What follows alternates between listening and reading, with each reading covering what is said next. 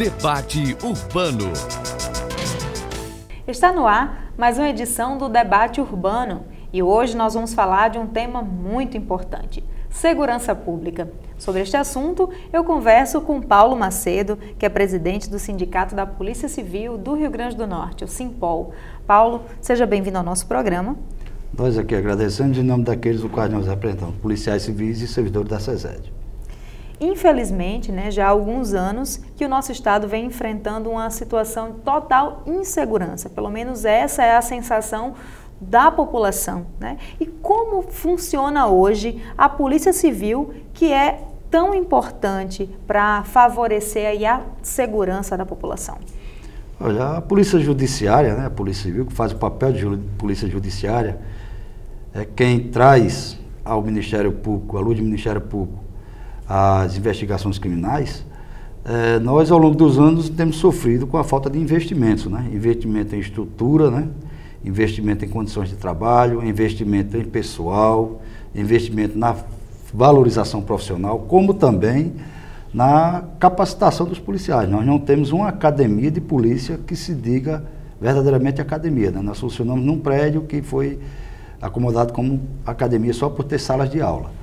Hoje nós temos 1.105 agentes de polícia, nós temos 198 escrivães de polícia e 180 delegados, nem todos em atividade. Então a estrutura da Polícia Civil hoje está sucateada, Então falta equipamento, o EPI, que é armamento, coletes vencidos, Falta pistolas, falta munições, falta viaturas adequadas para investigação. Não se pode falar numa investigação com a viatura caracterizada, precisamos de viaturas de diversos tipos, modelos e cores para que possamos fazer a parte investigativa e aí, na persecução criminal, levarmos ao Ministério Público a autoria e materialidade dos delitos que são praticados e que são diversos em nosso Estado. Qual é o posicionamento do governo do Estado? Existe alguma expectativa, alguma perspectiva de melhoria, de mais investimentos para essa área?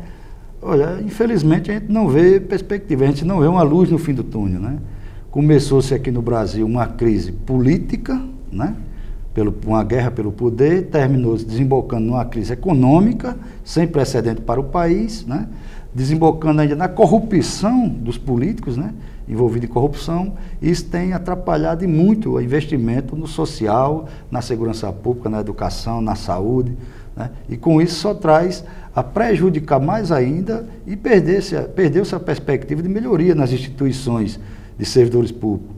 Nós temos, por exemplo, aí salários que nós estamos há 18 meses recebendo salários atrasados. Qual o resultado, Qual a consequência disso para a população com relação aos serviços prestados?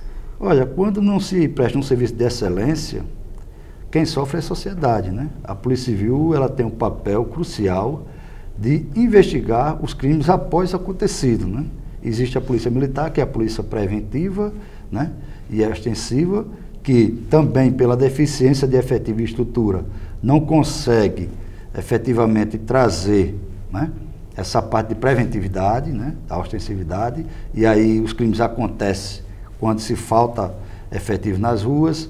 Quando a polícia é curta, o lençol é curto, a gente põe viaturas num bairro que a mancha criminal é grande, descobre em outro bairro que a mancha criminal era pequena, porque é relocado as viaturas de um setor para o outro. Então quem perde com isso é a sociedade. E aí quando chega na Delegacia de Polícia Civil, priora mais ainda porque o efetivo é pequeno e não consegue chegar à autoria e materialidade.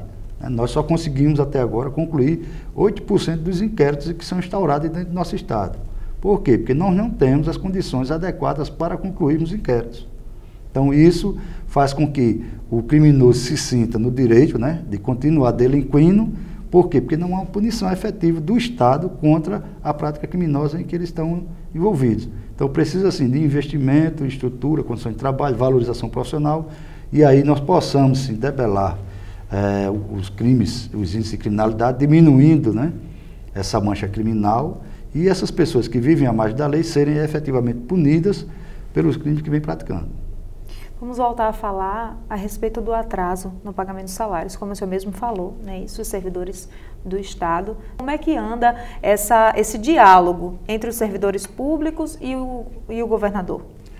Nós, enquanto representantes de policiais civis, juntamente com os demais servidores do Fórum de Servidores Públicos do Estado do Rio Grande do Norte, nós temos tido diversas reuniões com o governo, e a conversa é sempre a mesma, né? Falta de recursos para implementar a Folha em Dia, mas o governo lá no mês de dezembro, né, deixou de fazer o dever de casa quando teve uma arrecadação superavitária. O governo em dezembro ele teve repatriação, ele teve muitas vantagens, o FPE, o aumento do FPE, né, o aumento da arrecadação do ICMS, o governo arrecadou 1 bilhão e 69 milhões em dezembro, deveria ter sim pago a folha de dezembro e o 13º em dezembro, não o fez, né? Nós já vimos aí com 10 meses de atraso. E o governo, ao invés de melhorar, para que em janeiro, com a arrecadação de janeiro, pagasse a folha de janeiro, o governo continuou praticando o atraso de salário. Então, em janeiro, ele arrecadou de janeiro para pagar dezembro. Mas como se dezembro foi superavitária a arrecadação.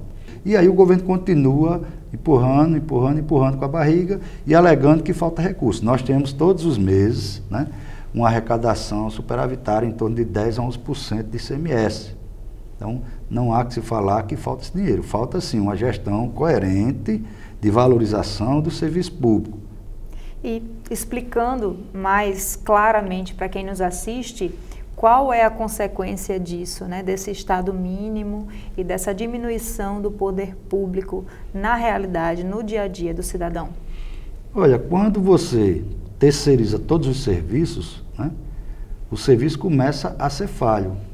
O serviço servidor público está ali, você veja pela saúde. Nós temos a saúde, né, com inúmeros serviços terceirizados. Enfermagem terceirizada, médicos terceirizados, né? Então, no momento que o governo atrasa o pagamento das cooperativas, ela suspende os trabalhos. E aí a sociedade é quem sofre, né? Falta investimento, né, na área de segurança, falta investimento na área da educação, falta investimento na área de saúde. Ok. Vamos continuar falando a respeito da questão da insegurança, né? Infelizmente, nós vemos diariamente em todas as mídias, em todas as emissoras de TV, jornais, blogs, casos de assalto, enfim, a insegurança no nosso estado é um dos assuntos mais comentados na nossa imprensa. O senhor, como presidente, né, do Sindicato da Polícia Civil, como policial civil, qual a sua orientação, qual é o seu conselho para o cidadão potiguar hoje, em Natal? Nós damos a orientação ao cidadão potiguar, primeiro, se for abordado por qualquer elemento, prática de assalto, não reaja, né? Para que você não sofra uma represália por parte do bandido e venha perder sua vida. Segundo, alguns cuidados devem serem tomados. Veículos é o que tem sido mais tomado de assalto ultimamente. Então, ao sair de sua residência, procure tudo que você tiver de fazer dentro do carro, fazer enquanto ele estiver estacionado na garagem.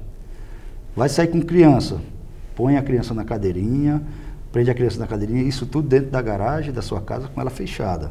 Antes de chegar ao seu destino, antes de sair de casa, já fazer o roteiro do seu destino e não seguir um roteiro dioturno. Antes de chegar, não pare direto na frente da sua casa, dê uma circulada nas imediações para ver se não há nada estranho, pessoas estranhas, veículos estranhos que não condizem com a sua rua. Parar em locais escuros ou ermos também não é aconselhável, né? Procure sempre parar o seu veículo em locais que tenham bastante gente, né? Evitar andar com o celular na mão, cabeça baixa. Por quê? Porque a oportunidade faz o ladrão. Em banco, ao chegar a se aproximar de um banco, se vir um carro forte na porta de um banco, evite. Se for para qualquer local, saiu do carro, não deixe bolsas expostas dentro do carro. Ou leve consigo, ou deixe em casa. Se você deixar exposto, você vai ter o vidro do seu carro quebrado e sua bolsa subtraída. Ok, Paulão, obrigada. Infelizmente, essas são dicas, né, conselhos aplicáveis na nossa cidade, que há poucos anos era considerada uma das cidades uma das capitais mais seguras do país, não é isso? Exato. Obrigada pela sua participação no nosso programa. Nós aqui agradecemos, né, em nome dos policiais civis com quais nós representamos, serviços da CESED, dizer que estamos de portas abertas para prestar todo e qualquer esclarecimento que a sociedade necessite. Nós conversamos com Paulo Macedo, que é presidente do Sindicato da Polícia Civil aqui do Rio Grande do Norte. E o debate urbano de hoje vai ficando por aqui. Eu encontro com você na próxima semana. Até lá! Debate Urbano.